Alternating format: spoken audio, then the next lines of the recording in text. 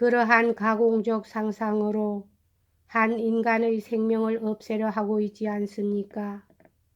그렇다 치더라도 그는 자기가 갖고 있는 1500루블리의 출처를 충분히 설명하지 못했다. 뿐만 아니라 그날 밤까지 그가 돈을 갖고 있지 않았다는 것은 모두 다 알고 있는 일이다 하고 여러분은 말하실런지 모르겠습니다. 그러나 누가 그걸 알고 있었습니까? 피고는 돈의 출처에 대해서 똑똑히 분명하게 진술하고 있습니다. 배심원 여러분, 만일 여러분이 내 의견을 듣겠다고 하신다면 말하겠습니다만 이 이상 확실한 진술은 달리 없었고 또 있을 까닭이 없습니다. 뿐만 아니라 그 진술은 피고의 성격과 정신에 가장 잘 일치하고 있습니다. 그런데 검사는 자작소설 쪽이 마음에 드신 것입니다. 피고는 의지가 박약한 사나이라서 약혼자가 내주는 3000루블리의 돈을 염치 없이 받을 정도니까 그 절반을 주머니 안에 넣어 꿰맬 까닭이 없다. 또 설사 그래 놓았다 하더라도 이틀 만에 한 번씩 걸러서 100루블리씩 꺼내어 한 달 동안에 죄다 꺼내버린 것이 틀림없다고 검사는 말하였습니다. 더욱이 이 주장은 여하한 반박도 허용하지 않는 어조로 개진되었습니다. 그러나 만일 사건의 진상이 전혀 그와 반대여서 다시 말해 당신이 창작한 소설과 전혀 달라서 거기에 완전히 별개의 인간이 존재한다면 어떻게 될까요? 문제는 당신이 이 별개의 인간을 만들어내신 점에 있는 것입니다. 혹은 여러분은 피고가 범행 한 달 전 까체리나 이바노브나한테서 받은 3000루블리의 돈을 목구로에 마을에서 한꺼번에 하룻밤 사이에 한 꼬베이가도 남김없이 다 써버린 데 대해서는 뚜렷한 증인이 있다. 그러고 보면 피고가 절반을 따로 떼어 놓을 수가 없자는가 하고 말하실는지 모르겠습니다. 그런데 그 증인이라는 자들은 어떤 인간들인가, 이 증인들이 어느 정도 정확한가 하는 것은 이미 이 법정에서 폭로되지 않았습니까? 뿐만 아니라 남이 들고 있는 빵은 언제나 커 보이는 법입니다. 더욱이 그 증인들 가운데 돈을 세어본 사람은 하나도 없습니다. 다만 자기 눈짐작으로 판단한 데 지나지 않는 것입니다. 사실 막시모프 같은 증인은 피고가 2만 루블리나 쥐고 있었다고 말하지 않았습니까? 배심원 여러분, 이런 까닭으로 심리 분석이란 쌍날의 도끼와도 같은 것이니까 나는 그 반대쪽 날을 대면 어떤 결론을 얻을 수 있는가 살펴볼까 합니다. 이 참극이 일어나기 한 달 전에 피고는 까체리나 이바노브나한테서 3000루블리의 송금을 부탁받았습니다. 그런데 과연 그 여자는 그 돈을 아까 말한 대로 모욕과 경멸의 마음으로 의뢰했을까요? 그 점이 문제인 것입니다. 이 문제에 관한 그 여자의 최초의 정언은 결코 그렇지 않았습니다. 전혀 그와는 달랐습니다. 두 번째 정언 때 우리는 처음으로 정오와 복수의 부르짖음을 들었습니다. 오랫동안 간직되었던 정오의 외침을 들었습니다. 그런데 증인이 처음 불확실한 정언을 했다는 것은 두 번째 정언도 역시 불확실한 것이라고 단정하는 권리를 우리에게 주는 것입니다. 검사는 이 얘기에 언급하는 것을 원하지 않는다. 감히 원하지 않는다. 이것은 검사 자신의 말인 것입니다. 고 말하셨습니다. 그것도 좋습니다. 나도 그 문제에는 언급하지 않겠습니다. 그러나 다음 한 가지만은 인정하지 않을 수 없습니다. 말하자면 우리들의 결백하고 도덕심이 강하며 존경할 만한 까젤이나 이바노브나 같은 아가씨가 뚜렷이 피고를 파멸시킬 목적으로 법정에서 첫 증언을 경솔하게 변경하는 이상 그 변경된 증언도 공평하고 냉정한 것이 아니라는 점만큼은 분명하다는 것입니다. 여러분, 복수심에 사로잡힌 여자란 대체로 과장하기 마련이라고 단정하는 권리를 여러분은 우리한테서 박탈하려 하시진 않겠지요. 그렇습니다. 확실히 그 여자는 돈을 내줄 때의 굴욕과 모멸을 과장하고 있습니다. 사실 여자는 그 돈을 받을 수 있는, 특히 피고 같은 경박한 인간이 쉽게 받을 수 있는 그런 태도로 돈을 건넨 것이 틀림없습니다. 무엇보다도 피고는 그때 계산상 자기 소유가 될 3천 루블리의 돈을 곧 부친한테서 받을 수 있으리라 기대하고 있었습니다. 그것은 실로 경솔한 생각이었습니다. 그러나 말하자면 그 경솔성 때문에 피고는 부친이 반드시 3천 루블리를 자기에게 줄 것이다. 그 돈을 받기만 하면 부탁받은 돈은 언제든지 우송할 수 있으며 따라서 부채도 깨끗이 정리할 수 있을 것이라고 굳게 믿고 있었던 것입니다. 그런데 검사는 피고가 그날 받은 돈을 둘로 나누어 절반을 주머니 안에 넣고 꿰맸다는 말을 아예 인정하려 하시지 않습니다. 그것은 피고의 성격에 어긋난다. 피고가 그런 감정을 품고 있을 턱이 없다 하고 검사는 말하십니다. 그런데 당신은 그 입으로 까라마조포의 성격은 광범하다고 소리치시지 않았습니까? 당신은 자기 입으로 까라마조포는 두 개의 시면을 동시에 볼 수 있다고 절규하시지 않았습니까?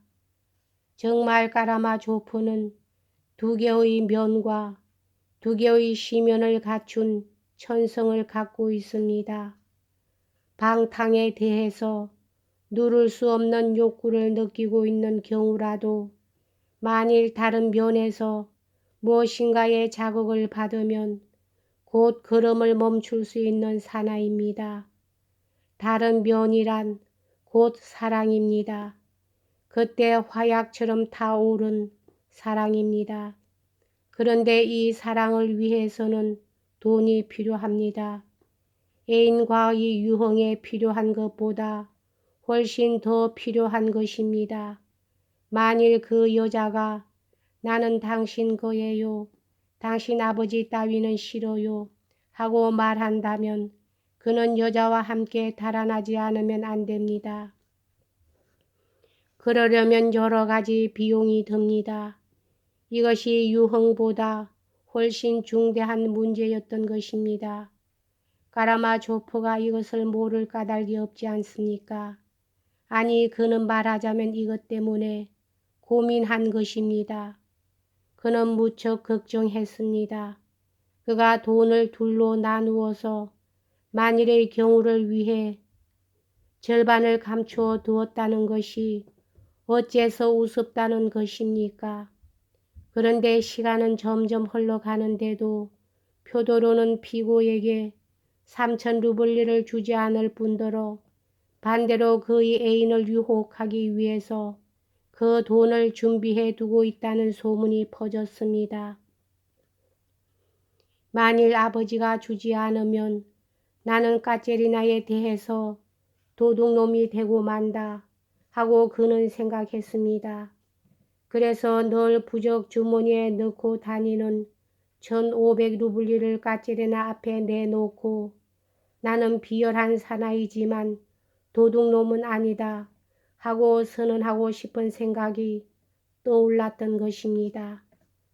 이런 까닭으로 피고는 1,500루블리를 눈동자처럼 소중히 간직하고 결코 주머니를 꺼내지도 않았고 또 100루블리씩 꺼내지도 않았다는 사실에 대해서 이중의 이유가 존재하는 것입니다. 검사는 어째서 피고에게도 명예심이 있다는 것을 부정하시는 것입니까? 그렇습니다. 그는 명예심을 갖고 있습니다. 하기야 그것은 방향을 잘못 잡은 그릇된 명예심인지도 모릅니다. 그러나 아무튼 명예심은 있습니다. 더욱이 그것은 정열과 같을 정도로 강렬한 것입니다. 말하자면 그는 이것을 증명한 것입니다.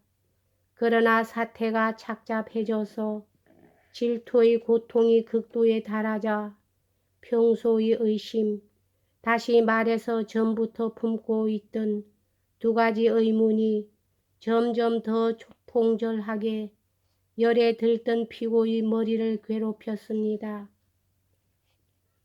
만일 이것을 까체리나에게 돌려주면 그루센카는 어떻게 데려가나? 피고가 그 한 달 동안 그토록 무절제하게 술을 들이키고 술집이란 술집을 모조리 휩쓸고 다닌 것도 말하자면 그 괴로움에 견디지 못해서였는지도 모릅니다. 결국 이 두 개의 의문은 점점 더 날카로움이 더해져서 마침내 그를 절망 속에 몰아넣고 말았습니다. 그는 아우를 부친에게 보내어 마지막으로 그 3,000루블리를 청구시켰습니다만 그 대답도 기다리기 전에 자기가 뛰어 들어가서 여러 사람이 보는 가운데 자기 아버지를 구타했던 것입니다. 그렇게 된 이상 이제 아무한테서도 돈을 입수할 희망이 없어졌습니다. 얻어맞은 부친이 돈을 줄리 만무했으니까요. 그날 밤 그는 자기 가슴을 바로 부적 주머니를 걸어둔 위 근처를 두들기면서 자기는 비열한 사나이가 되지 않아도 되는 방법을 갖고 있지만 그러나 결국 비열한 사나이로 그치고 말 것이 틀림없다. 왜냐하면 그 방법을 사용할 만한 정신력도 없고 그럴 만한 배짱도 없다는 것을 내 자신이 잘 알고 있기 때문이다. 이렇게 그는 자기 아우에게 다짐했습니다. 왜 어째서 검사는 알렉세이의 진술을 믿을 수가 없다는 것일까요? 그는 그토록 결백하게 그토록 성의를 가지고 아무런 잔재주를 부린 흔적도 없이 정직하게 진술하지 않았습니까? 또 그와 반대로 어째서 검사는 돈이 어느 텀바구니에 우돌프 성의 지하실 같은데 숨겨져 있다고 나더러 믿으라고 그러시는 것입니까? 그날 밤 아우와 얘기한 후 피고는 그 숙명적인 편지를 썼습니다. 그 편지야말로 피고의 죄상을 밝히는 가장 기묘하고 가장 유력한 증거가 되었습니다. 사람들에게 부탁해보고 아무도 빌려주지 않을 때는 이반이 출발하는 대로 곧 아버지를 죽이고 베개 밑에서 장밋빛 리본으로 묶은 봉투를 꺼낼 작정이다. 이건 벌써 훌륭한 살인 계획서입니다.